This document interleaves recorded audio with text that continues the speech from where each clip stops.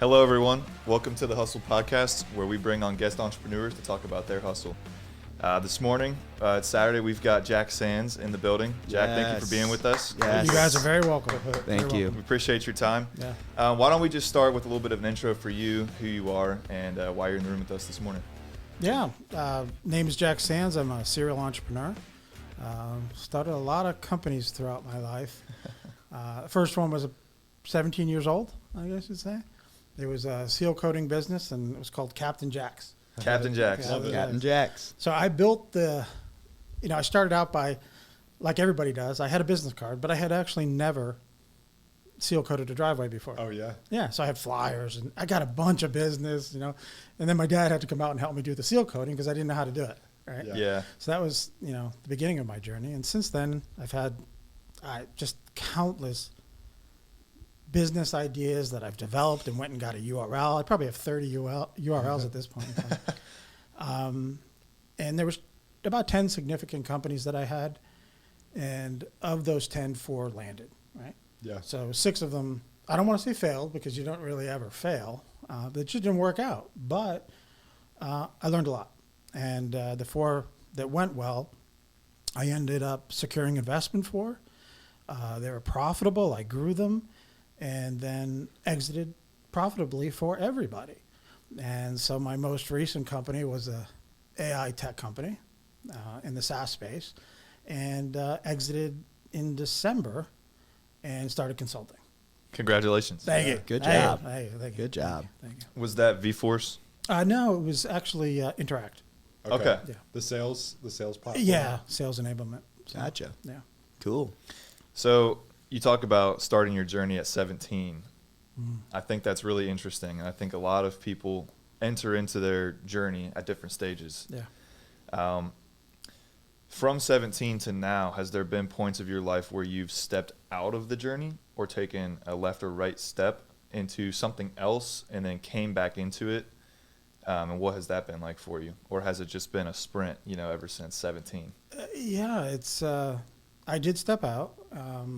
Once I graduated college, I went into Federal Express's management training program, which was a great experience because they sent you around the country, taught you how to public speak, taught you how to run an operation. So I learned a lot.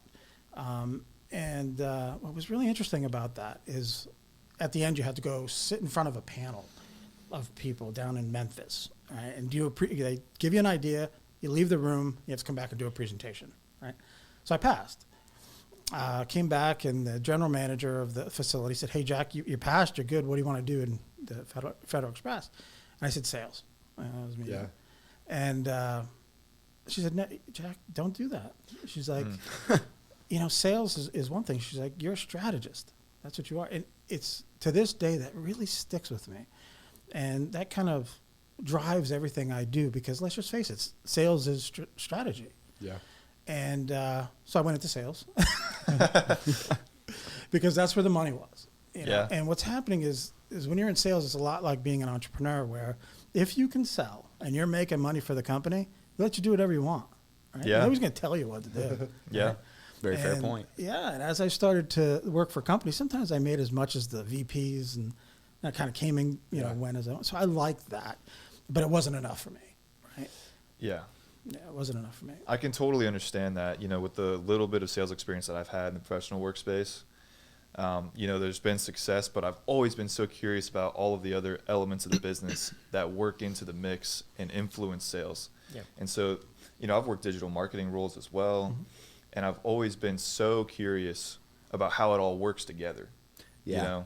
Yeah. And I can relate on that too, because I've done social media marketing in the past and anything related to that, influencer marketing. And I have a dad who's in insurance sales too, so I know sales has been a part of my life. And then once I found influencer marketing and how big that niche was and how sales ties into marketing, it's just benefited me in the long run. And here now at college, like just using people skills, I mean, it's sales and marketing when you're talking to people on a normal basis. So I can totally relate to that. Yeah, I love sales. I kind of wrote it off for the first year or two of college, and then I decided to have an open mindset, give it a chance. So I took our first sales class, and after a week, I loved it. And I added a sales certificate. I'm doing a sales internship in Minneapolis this summer. Oh, nice. And yeah, I just love sales. Yeah, for me, what it is when it comes to sales is it's easy. It's extremely natural, for me. And being an entrepreneur and starting businesses, it's very valuable if you can sell things. Because let's just face it, you're the one that's actually going to be selling the product or service Right. once the business kicks off. So I always didn't really focus on that because I knew I could just do it, right? Yeah. So it was just a natural thing for me. Not necessarily that I like it, to be quite honest. But it's a valuable trait to have when you're an entrepreneur. Yeah. Have you built any of your companies like around a certain sales strategy, like from the very beginning? Absolutely. Yeah. And you're bringing up a really good point because when you're starting a company, there's a lot of research that needs to be done. You have to validate your idea, right? And so, if you were to look at, the traits of an entrepreneur, right? So you've got passion, you've got dedication, commitment, but there's one thing that, people kind of don't really talk about is being able to bring in ideas, disparate ideas, and look at things holistically. You know what I mean? And so for me as an entrepreneur, it's how I'm wired, right? So we talk about sales. Let's talk about entrepreneurialism. Yeah. Is it's if you were to define it, it's the way I live my life. It's the way I look at life. Yeah. Yeah. You know what I mean? 100%. It's a mentality. It's a mentality. Needless to say, yeah. Yeah, I'm wired that way. Yeah. Everything Yeah. you're thinking about is like from that certain perspective. Absolutely. And I think the And you mentality. can't help it. I can't help it. Right, and I think the it's a disease, mentality. actually, yeah. I think the mentality is defined as having constant ideas Yeah. running through your head, constant ideas for businesses, constant ideas for current businesses, current ventures that you're working on, and making them a reality. Yeah. That's really what, for me, the mentality revolves around, and having the will to go out and take the risk to do it. Absolutely.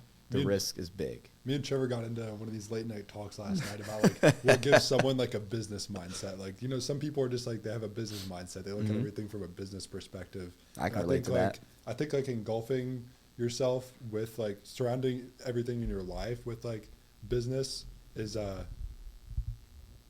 just like makes it, I don't know. I agree with you. No, you're No, right. You're no, I absolutely- see what you're saying, yeah. I do too.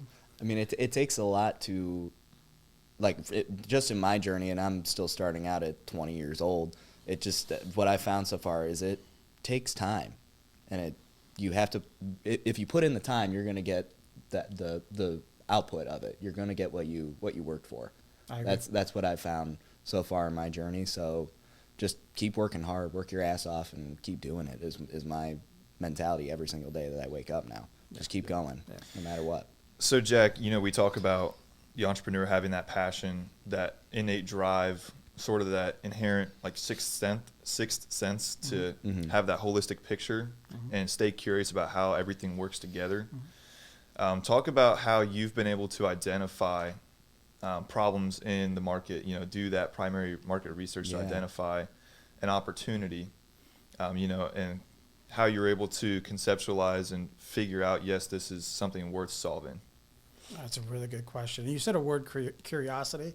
I missed that, but that is one of the biggest traits Yeah. of an entrepreneur. You have to be curious. But for me, some people will say, okay, I need a business idea. And you start to do research. It doesn't work like that for me.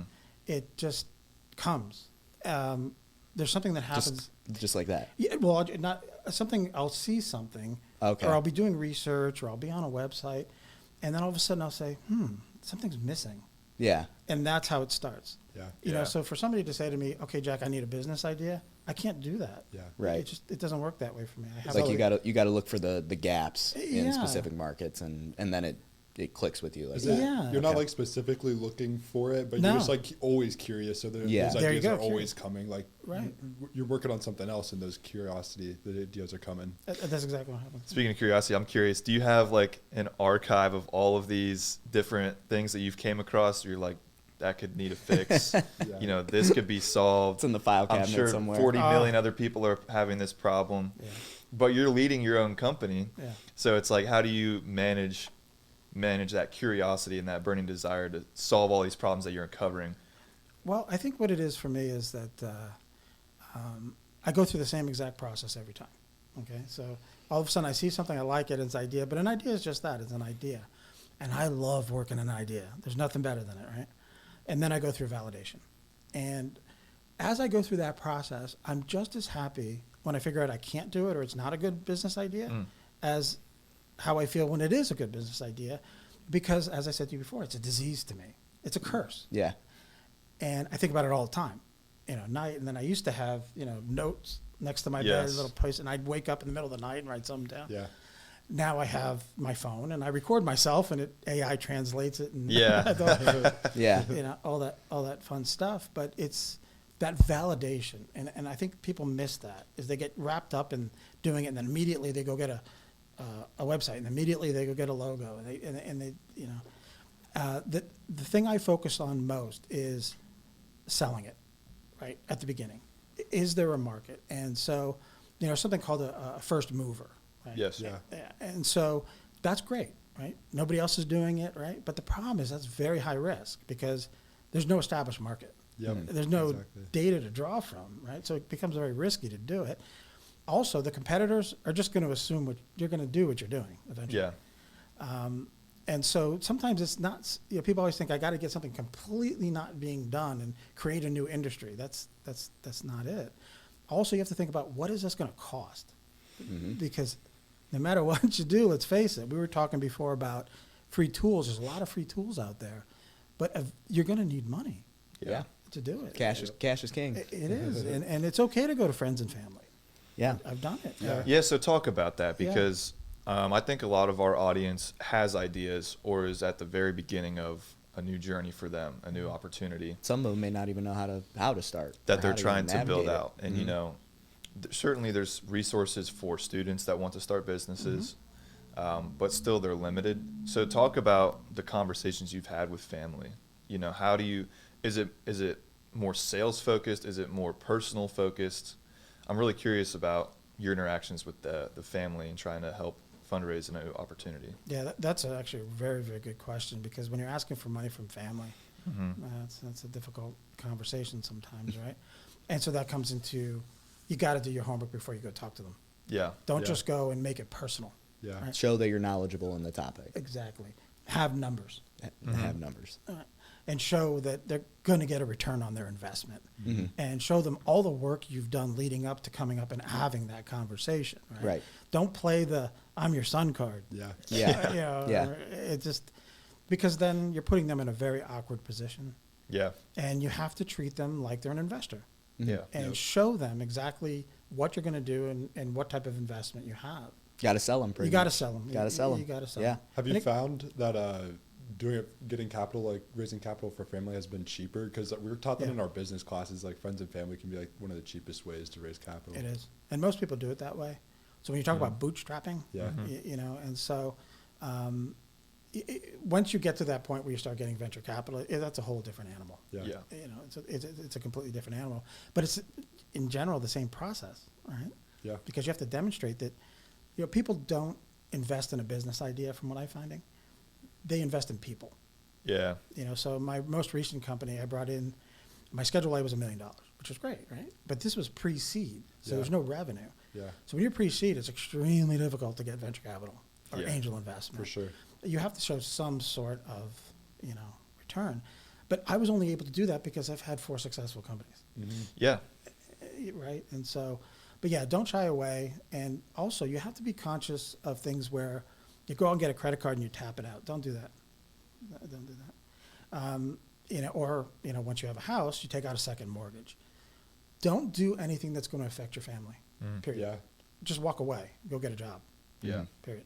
Yeah. There's people out there that have money to give you, Yeah. and if you could put an strong enough proposal together, do it. Yeah. Gotcha. OPM is my favorite money. Other people's money. OPM, baby. OPM for the win. So you quickly touched on it about 5-ish minutes ago. I want to make sure we talk about it in this conversation.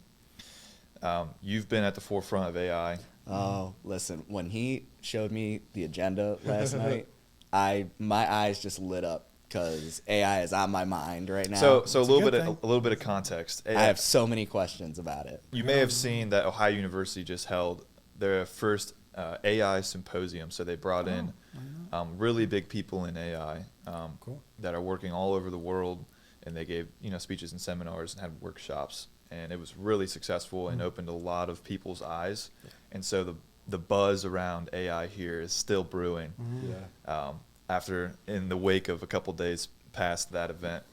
And it was fantastic. So much information. I don't know much about AI, like, right now. But, like, that symposium, like, once I went to it and I heard Paul Roetzer talk, like, just in that introduction about what these machines can really do and what they're capable of and what they're going to be capable of. Like, now, like, I'm all in. Like, this, like, I'm just so curious about it now. Like how we were talking about curiosity earlier. Like, I'm ready to, like, jump into it and learn more about it. So I can't wait to ask some more questions about it. I'm so excited. So I think that Interact was, like, so cool when I learned about it. Can you talk about what you think this? So you exited it already, but what do you think the ceiling for that can be? That's a great product, and I can talk about that because, again, it was one of these things where, in terms of AI, we started building out the product, and this was 2.5 years ago, and I thought I was way ahead of the curve. Yeah. Right? And I'm going to put this thing out here. It's not being done. But I had competitors, but they weren't doing it quite the way that I thought that it should be done, right? And about, 8 months ago, I started to do what I normally do. So when I first start a company, I go to all the competitors. And you got to remember, I owned a call center, and this is call center software. Yeah. So they wanted to sell me there. So I got to see the innards of all the competitors from a different perspective, right? I did the same thing 8 months ago, or 9 months ago, and realized, oh my God, AI is moving so fast. And it's like you really have to hit the market fast because everybody's in it right now. Yeah. And the big boys are going to implement these things that you think are original. Like at Zoom, like with us, we had transcription and voice analysis. Yeah. It's on Zoom now. So what I mean, Yep. it's just moving fast. The thing that has me so curious about it is, like, right now it's in the language, like, model, like like ChatGPT, like all those ones, like, where it's just talking to you. What I'm curious to know is, what is it going to evolve into? And I've always been interested in, like, robotics and, like, the actual machines that you have to build and everything. Like, I'm just so curious about, like, how that implementation is going to be put into place with these models, because robotics has always been, for me, like, in high school, I would always just see kids using, like, remote controllers, like, to control it or whatnot. But, like, what's it going to be like with an actual machine that can think for itself in these robots and walking around or driving around, I whatever? saw something a couple months ago. Straight out of Star Wars, or It was either something Wendy's like or that. McDonald's. They had programmed a robot to work a single task in the line in the kitchen. Really? Line at That's pretty McDonald's. cool. Wow. Whether it was like they're doing the onion squeeze or the ketchup or whatever for their burgers. Yeah. That blew my mind. Yeah. So, go. Yeah, there's different kinds of AI. I think for right now, if I was to build another AI product, I would use the existing resources like ChatGPT. You can tap into ChatGPT and use it. I didn't do it that way. We were looking to generate emotion analysis during a phone call on both ends of the call, right? And one of the things that I tackled was empathy. And as you can imagine, that's really hard. Yeah. What is empathy? So what that meant is I had to build my own data set. So this is a big one, right? And so to build a data set is a very difficult thing to do. And so essentially somebody, and it's usually a human, has to listen to phone calls, and it's called annotation. And you can hire people to do this for you. And you basically have to build the data set to be able to train the model. And then over time, you keep inputting data, and the model starts to learn and learn and learn. Gotcha. We did that. And so I do a lot of hiring overseas. Yeah. I use Upwork. I don't know if you guys know Upwork. I know Upwork. Yeah. Phenomenal. And I'm just going to say right now, if you're just starting a company and you want to hire people, you need experts, go on Upwork. I've hired people just so many countries, but India's a good one. It gets a bad rap, right? But it's extremely inexpensive. Yeah. Right. And so that's a great way to do it. But I hired people to do the annotation for me. but that's expensive and it's laborious. You know, How long did that data set building take? it took a long time, and because the product wasn't operational yet, didn't have the ability to train that model. Yeah. So to actually have people working the model, so that's a whole different thing. I would do training your own models at a later stage. You use the AI tools that are in existence. I was going to say, how do you judge how accurately the AI model is picking up? That's what I was going to ask. Yeah, there's software for that. Okay. Yeah, Software. yeah, and you can measure. And it That's was fascinating. Yeah, it was really So fun. fascinating. I actually printed out, and to make people understand how AI works, it comes down to just one mathematical formula, right? So that formula just changes. It changes around. So once we hit it, and I had about a 60% accuracy on being able to detect empathy, I printed it out. And my plan was always to frame it and hang it on my wall. Yeah. That's empathy.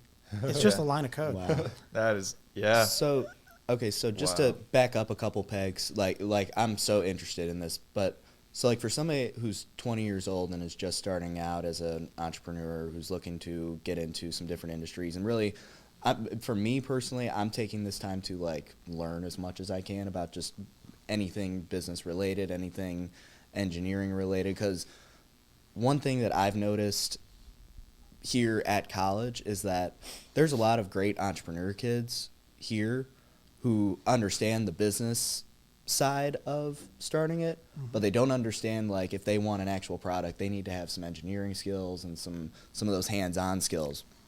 Travis is a perfect example. So I'm just curious, what specific skills does it take to begin like developing these AI models and to start understanding? Like, I know it takes programming, I know it takes computer science, but is there any other specific skills that it takes to understand these AI models? And even if somebody wanted to develop them, like, what skill set would it take? You have to look at it from what problem is it going to solve. Okay. That's the key to it. And so I'm not a programmer. I don't understand Yeah. how these people do it, right? Yeah. And that's where I was talking before about off-the-shelf stuff that's already done. Yeah. I look at the business case. Okay. That's how it was. So you can imagine I had an AI tech company, and I'm not a programmer, Yeah. but they can't do what I do, Yeah. right? Yeah. So I had, they were in Ireland, there's a company in Ireland, France, Germany, and they would come to me and say, what do you need? They can't do that. So like an engineer that can actually, or code, they don't understand the business case. And Right. can that business case be sold? Okay. Will people pay for it? Gotcha. Okay. So it's okay if you're not an engineer. Right. You know? You always have people to Yeah, be yeah. able to do it for you. Yeah, or software Gotcha. that's already existing. Gotcha. I was just curious because, like me, I like to, before I get into something, I like to have at least a basic understanding Me too. Yeah. of it before I go into it, because I don't want to be the guy that's just standing there with my hands in his pockets, like not talking, not engaging in the conversation or Yeah. whatever it is. So that's why I asked that question. Yeah, But that's a good yeah, question, I mean yeah. that's a fair response. I like that. Well, because for me, Yeah. moving forward, is people like they always just assume that I'm a technical person because I own an AI tech company, but I'm not. Yeah. Yeah. I'm just not. You're just selling it pretty much. Yeah, businessman. I'm creating the business case Yeah, for it. yeah, yeah. And will this satisfy the business case? And there's a philosophy. It was a guy he was a Harvard professor, and basically the thought is you look at whatever you're developing, is the customer is actually hiring you. Yeah. That's your product is something that they're going to hire, Yeah. right? Yeah. So if somebody says, I want to be more creative, they're going to hire a guitar. But you're looking at it from a different I gotcha. perspective. Yeah. Mm-hmm. Gotcha. So you talked about earlier this episode, sometimes entrepreneurs create ideas and they're considered first movers. Mm-hmm. A lot of these companies in the AI space are considered first movers, or some version of a first mover. And I'm sure with Interact, there was a lot of education behind being able to sell and get hired, by potential customers. Yeah. So how challenging was that? Do you have any, unique stories from, trying to educate people on what you've done and how you've done it? Yeah, that's a tough one. It's hard. It's hard. Yeah, it's very hard. But I think you touched on the research side of it. Is you have to be educated. Right. You have to speak intelligently. You have to know the buzzwords. Right. Yeah. And I cannot emphasize enough the research side of things. reach out to customers. You know, it's interesting. So right now, I'll talk about what I'm doing right now. Okay, so I'm building this website for my consulting. Right, so I'm consulting. So it's a venture studio basically. Yeah. So I don't know if you guys know what a venture studio is. You bring people, you help them holistically. Right. Okay, yeah. And so I wanted to have unique content, right, for the website and everything else. So I started to use ChatGPT and other tools to develop that. And I think we talked about this yesterday, is I wanted unique ideas, and I really wanted to get a deep understanding. And YouTube is a great place to get that. Yeah. Right? And so the problem is you got to watch a whole YouTube video. Oh, yes. Right? Right. And so it's called Notebook LM. It's brand new. It's still in the experiment. To please everybody that listens to this, go to Notebook LM. It's going to be great for college too. Yeah. Everyone go Notebook LM. Notebook LM, everybody. Trust me. So essentially, you put data in. So it could be a PDF or anything like that. You can copy and paste into it, and then you ask questions, but it references that data set. It doesn't go out into the world. So you can do like a YouTube video? No. So right. So what I do with the YouTube video is I have translation software. All you do is plug in the URL and it translates it into text. And I take the text and then put that into there. Yeah. So you see what I'm talking about, how my mind works? Yeah. There was nothing like that Yeah. to do that. Yeah. So I found 25 videos, 2024 stuff, the latest and greatest. I had that all transcribed and pushed that in and then asked AI questions about that and came up with the latest and greatest ideas. But I learned so much. So as I was learning, I'm learning from these videos, but I have to sit there and watch 25 videos. Right. Yeah. I mean, and it's funny because last night, since he sent the agenda and it was talking about AI, I'm like, well, like, I don't even know where to start, like, learning about all this stuff. So I just went online and I'm just, like, looking at different websites. And the first website that came up, I just looked at it. It listed out some different skill sets. I'm like, all right, cool, like computer science. Like, so I just went on YouTube and I looked up. You could use Notebook LM. Yeah, well, I went on YouTube and there was it was 2 hours of basic programming introduction, a whole course. I'm like, oh my gosh. Like, Yeah. to sit through a whole course for 2 hours, like nobody has the time for that. But it's kind of funny that you mentioned that you took, hours of YouTube videos and just transcribed them into something so tiny, made your life a whole lot easier. Yeah, then I went to audio books, downloaded those, turned those into MP3s. Wow. See, if I could do that. 6 okay. hours of a book that just came out, New York Times bestseller. Yeah. I plugged it in and asked questions. That's Give me an amazing. outline. That's so crazy. Smart man. That's Smart man. Well, but you see, it's like there's entrepreneurial within entrepreneurial. Yes. Yes. You see what I mean? There's different ways of doing things to gain information. But entrepreneurialism is all about information Yes. and that curiosity. And you always have that drive to learn. Yes. And we live in an age of information. Yeah, now. and you have to be everything's full of information. Adaptable. Yes. Because things change. Yes. And with AI especially, changes every day. Oh. There's new things coming out every day. Yeah. New programs, new software every day. That's one thing I know about it. One thing that I think is interesting with AI, just, like macroeconomically, right? AI, there's a lot of tools in AI being built to be able to take care of pattern-related tasks or like repeatable tasks. Yes. Accounting or like, basic copywriting. Yeah. All these things. And so people are worried about, people losing jobs. What is your take on, like how important it is to keep people in mind as all of these tools are, kind of taking over, Trevor, that's a great question. Because with Interact, I got that, right? Yeah. Trev's hitting all the great questions. Yeah, you're hitting them. Good hosting today, Yeah, Trev. either way, for Interact, people would say to me, "Oh, you're going to take away call center jobs." Yeah. So what I do is I build things that enhance call center jobs. Yeah. It makes you better Yeah. at what you do. It makes you like your job better, which reduces retention. This is what the business wants. So let's say you're a call center person, you're brand new, you come in, the turnover rate's 100% in a call center. It's ridiculous, right? You come sit in front of the computer. My software allows you to do your job, enjoy your job, and be good at it really fast. Yeah. And so you're going to stay longer because you're enjoying it. And it's ironic because you're saying enhance it. I've seen people nowadays, well, I'd actually say nowadays, most individuals in our generation, the younger generation, and some people in some older generations are starting to realize that they can be entrepreneurs on their own because of all this new advancing technology. Absolutely. Yeah. I mean, when it comes to social media, just getting insights alone from the social media apps, that makes it so much easier to run a business off of those apps. I've seen it firsthand with that.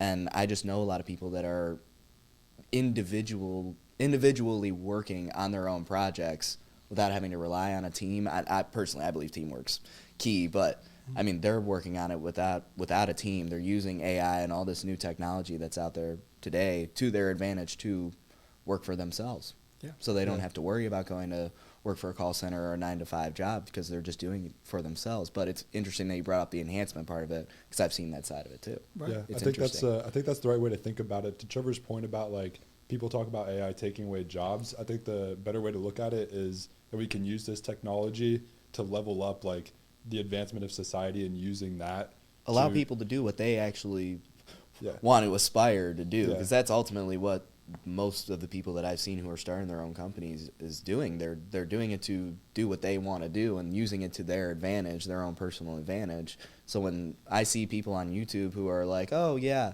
I've started this social media marketing business and I did it on my own and I use technology and I live in a $300,000 house now because of it." I'm just like, okay, like how are you doing that? Number one, but like number two, like it's just crazy to think how advanced that technology is and how well you can use it to your advantage if you know it. I agree. And there's tools out there right now where you can build an app with no Yeah. programming. Oh, yeah. background. And Yeah. so, but that it's not a finished product, but it helps you get to your MVP, which Yes. we call it, right? And so, or proof of concept. And so you can build this thing out, get it fairly functional, and then it's a lot easier to actually show somebody and say, this is what I wanted to do. It needs to be refined. So it's a good way to start. Yeah. And that's the thing with AI too, is you can tell it what to be. Like you can give it a scenario as to what to be. You are a student trying to figure out algebra. Yeah. Okay, now I'm a student. Yeah. Talk to me. Talk to me. What do you need? Like it's crazy to think that it can take on a persona too, especially. I wonder, just curiosity, I wonder if, and if so, how long until we see the first new startup.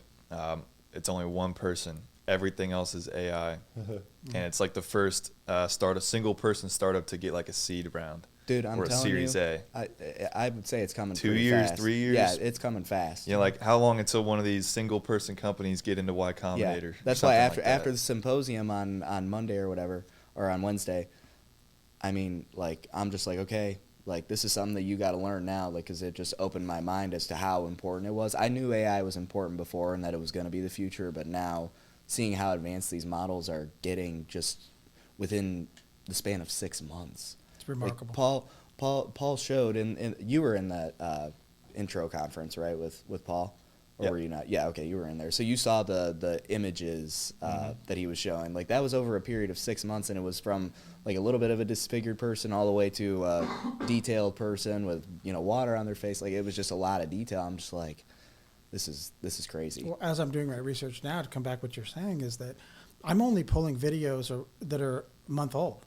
Yeah. Nothing past that. Crazy. Because if it's older, it's It's outdated. older than that, Yeah. and that's what I'm plugging into Notebook LM. So what's your process for finding those new videos? Do you follow, like, hashtags or anything like that specifically? See, it's so when you go funny on there? because I'm not a social media guy. Yeah, right. Yeah, I really, Yeah. again, maybe it's showing my age, but Yeah.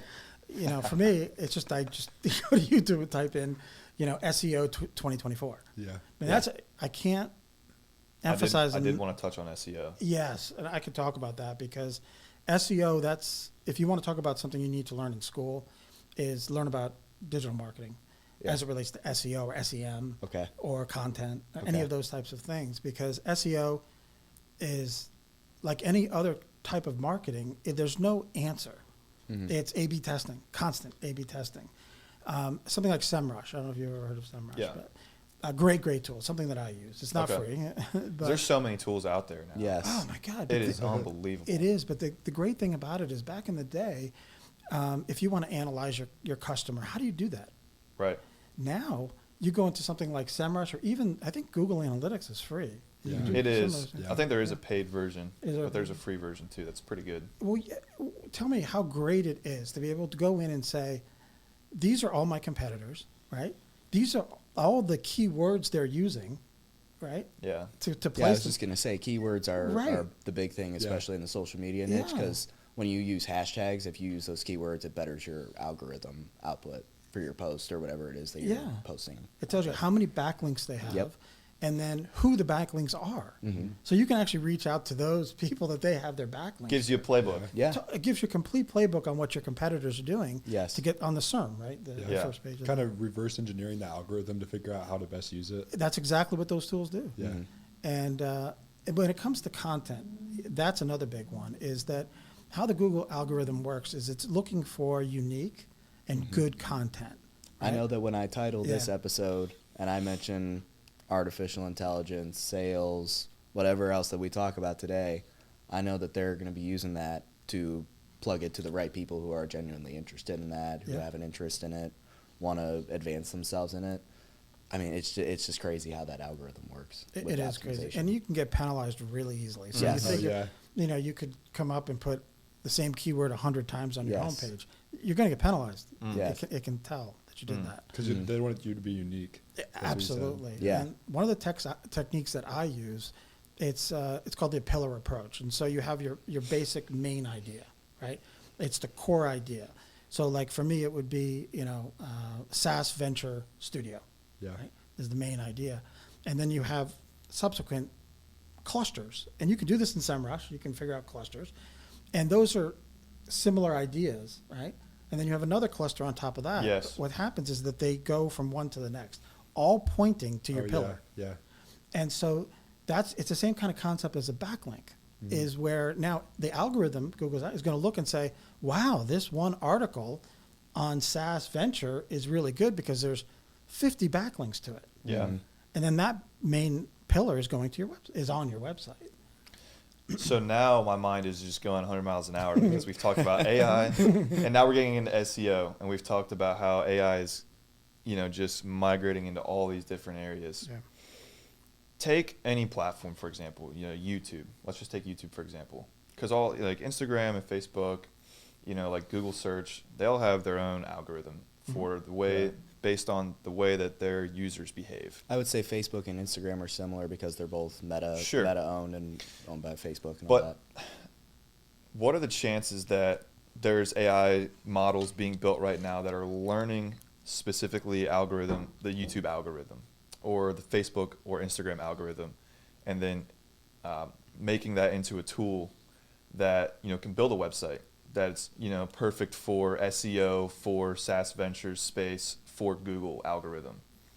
Or, That's a brilliant idea. or like it learns it learns YouTube, and then it learns like podcasting culture, and then has suggestions or ways that we set up our YouTube page to optimally meet the algorithm standards of YouTube. The way I think of that, because there's lots of influencers on YouTube that are constantly talking about, oh, this is what's going on in the YouTube algorithm today, and blah, blah, blah. Like, this is what you need to do to set up your YouTube page or your Instagram page. Something like that, that would cut those people out, because some of those people on there, like, they have no idea what the algorithm is. I mean, they're popular because they're using the buzzwords of, oh, here's the YouTube algorithm, I'm going to tell you exactly what it is. They don't know what it is. Well, this is why AI is moving so good. Exactly. Well, exactly. some of the YouTube videos I've watched, some of these guys do a lot of testing of the Google algorithm. Yeah. And the people that do the testing, I feel, are more reliable than the other ones. Very much so. Because they're testing the algorithm. Yes. It's just not theory. Yes. What they heard about Google algorithm, they're actually doing it and testing it. But a great product would be is to be able to just do all that for you, right? So, like you go into SEMrush, it's a lot of manual. Okay. It's just like any, you send out a mailer, right? In the traditional sense that you send a mail, and you test this one against this one, and you wait for the responses. Yeah. I mean, and you want to talk about another industry that would benefit from something like that, where it knows the algorithms or it can tell the truth.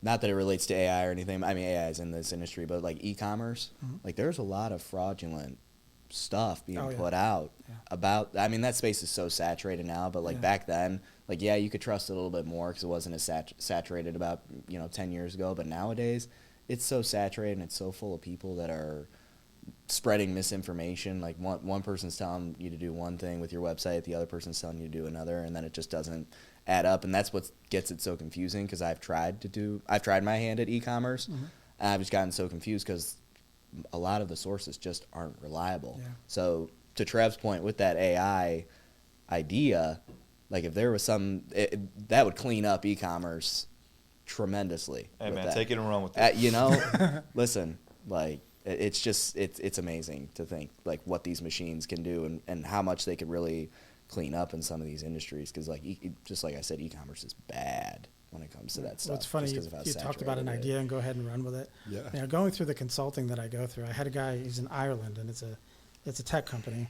and the guy's speaking cryptically to me about what he's trying to do. And it's like, dude, you're in Ireland. I'm not going to take your idea and then go to Ireland.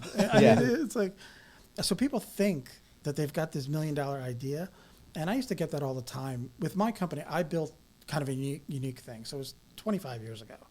And so cloud-based technology was not a thing, right? Mm-hmm. Integration between disparate systems was not a thing. Okay. Work-at-home agents was not a thing. So I built this company maybe out of laziness because of the fact that I just, like you were coming back to one person having a company. So it was just me in my house with no expenses, outsourcing everything. Yeah. And you look at, you fast forward to now, work at home, right?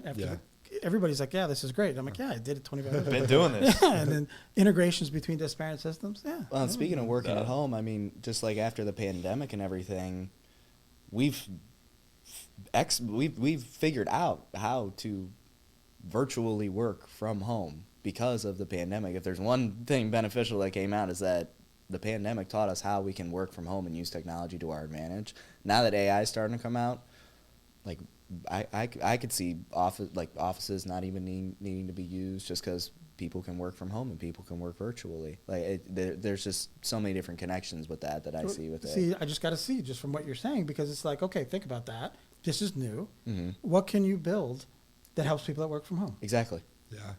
Because it's new, right? Right. So you start to process that. Yeah.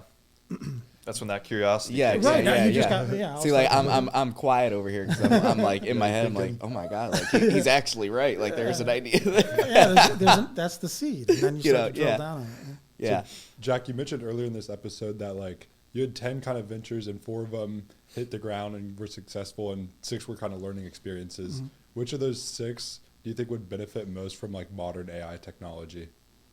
Oh my God! Yeah. Dang, Trev. Nice one. They all coming in with a fastball. Yeah, they all would have significantly. Things would have been a lot different for me, a lot different for me. And it's interesting because I look at you guys here at school and what you guys are learning, right? And doing papers, and they say that they're going to be able to detect if you did a paper using. Oh yeah. Yep. Right. Now, I shouldn't be saying this, but there's ways of getting around that. It's our secret. Oh, yes. It's our secret. Yeah. What happens in the pod. Give us all the secrets, Jack. Yeah. What happens in the pod stays in the pod. Yeah. Until it gets posted on YouTube. Yeah, until it gets posted on we can cut that part out. Yeah. So, like, I use a tool right now that... to the audience at home, don't tell anybody. That identifies. So if I do something AI, I put it into this tool, and it tells me usually it's 100% AI, right? Yeah. Then I have another tool that makes it sound human. Yeah. And then put it back I've in. actually looked into that a little bit. Yeah. So those are good tools. So those are the type of things, but I think the university needs to just embrace that, right? Yeah. The traditional way of doing research for a paper is gone, right? Mm-hmm. Why make people spend all that time pulling up all this information? And I guess it's a good exercise. I was just going to ask, do you think that what us 3 are learning here in university, and even what kids are learning in like high school and middle school and stuff, because I'm a big advocate of financial literacy in lower education, because I just feel like if we were to teach it at a younger age, it would just resonate well and it would benefit kids more for the future, even if they don't understand it at that age a little bit, like at least it's in their head, they know about it, right? So I'm just curious to know your thoughts. Like, do you think that some of the stuff that we learn in university and just the education system in general is outdated for the time that we live in? I would think so, because again, look how fast it's moving. That's exactly Can they my adjust point. To it? That's exactly my point, because sometimes, like in high school, I had one teacher she was super, super nice, but like she had never owned a business before, and she was teaching business courses. Yeah. I'm like, where's the alignment with that? Like, this person's supposed to be teaching me about business. Then I had a technology teacher, like she had no experience in technology. I'm just like, how can you do that? I do think the institutions, like, obviously they can't move as fast as like the technology is Yes. being innovated, Yes. but I do think like they're taking their own slow path to Yeah. kind of accommodate to the times. Like, I think I've seen them like already like not being too stubborn about it. Like they have to go about it in their own way. Because the way I see it with like the plagiarism tools and like checking like that's fine, but at the same time I could also see it as a point of like you're kind of pushing the technology off to the side to keep it with that traditional way, and that I kind of disagree with, because we live in an era of information now. We're no longer in an industrial area like back in the early 1900s where it was just factories. Like, technology is the thing. We need to start using it. Like, I understand kids need to present their own ideas and students need to present their own ideas in their papers, but at the same time, using these tools is what's going to benefit them for the future, because it is the future. Yeah, like it is the future. The whole reason we're here is to prepare ourselves for like our careers. Exactly. And so we want to best like mimic what we're going to be using out there. Exactly. And that's just the way I view it. I know there's multiple different viewpoints on it, but I mean, like, that's just the way I feel as a student. Like, instead of like trying to push it off to the side and keep with your normal way, like, just embrace it and allow kids to use it sometimes. Like, I've had a couple professors, like my QBA professor, my analytics professor last semester. He was like, yeah, you can use AI to answer some of the, all the questions. It's like, just make sure that you're the one typing it in and you're not copying and pasting it over. I'm like, okay, that's fair, because you can use the technology to your advantage. But like, to completely cut it off and say, no, you can't use AI, it has to be completely 100% your ideas, like, you're kind of pushing it away from the modern thing and you're going right back to it. Like I get it, like, we need to brainstorm our own ideas, but like, that's a tool that we should be able to use. That's how I see it. Not as something that I'm going to use to completely 100% write a paper. Like, I want to use it as a tool. Right. And I think most kids want to use it as a tool, not to write their paper 100%, even though I know some kids who would do that. Yeah. But, a lot of kids who have common sense want to use those tools to aid them in their learning. 'Cause that's the thing. It comes down to the research part of it. Yeah. Right? So you're doing the same thing. You're plagiarizing it. Well, unless you cite your sources. But, Yeah, unless you cite it. But I have AI that cites the sources too. Yeah, exactly. So at the end of the day, is it's like, take that part and then build on it.